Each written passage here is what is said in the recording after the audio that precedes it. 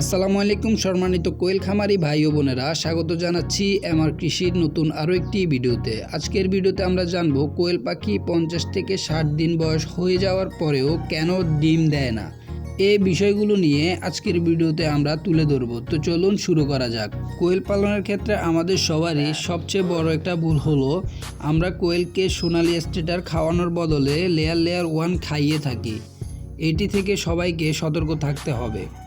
ডিম পাড়ার আগ মুহূর্তে কোয়েল পাখিকে সোনালি স্টেটার খাওয়াতে হবে এবং ডিমের 80% প্রোডাকশন আসার পরে লেয়ার 1 খাওয়াতে হবে।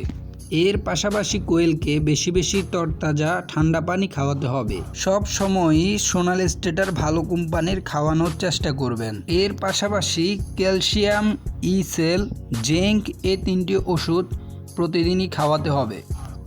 ওষুধগুলোর পরিমাণ হচ্ছে ক্যালসিয়াম 1 লিটারে 2.5 থেকে 3 ml, ইসেল 2 লিটারে 1 ml, জিঙ্ক 1 লিটারে 2 ml করে খাওয়াতে হবে। এই ওষুধগুলো খাওয়ালে কোয়েলের শারীরিক গঠন ও ডিমের উৎপাদন বৃদ্ধি পায়। লিটারে পালনের ক্ষেত্রে লিটার ঘন ঘন পরিষ্কার করতে হবে যাতে অতিরিক্ত কোনো গন্ধ না হয়। অতিরিক্ত গরম হলে পাখার ব্যবস্থা করতে হবে এবং অতিরিক্ত ঠান্ডা হলে 100 কিংবা 200 ওয়াটের বাল্ব ব্যবহার করতে হবে যাতে তাপমাত্রা বাড়ানো যায়। কোয়েল পালনের ক্ষেত্রে আপনাকে অবশ্যই পুরুষ মহিলা কোয়েল পাখি চিনতে হবে। মহিলা কোয়েলের চেয়ে যদি পুরুষের পরিমাণ বেশি হয় তাহলে অবশ্যই আপনি ব্যবসায় লোকসানের সম্মুখীন হতে হবে। এর জন্য যে খামার থেকে কোয়েল কিনেন মহিলা পাখি অবশ্যই দেখে কিনবেন। কোয়েল কেনার পর থেকেই আপনাকে কোয়েলের বেশি বেশি যত্ন নিতে হবে। এছাড়াও কোয়েলের বিভিন্ন ভিটামিন সমৃদ্ধ ওষুধ খাওয়াতে হবে।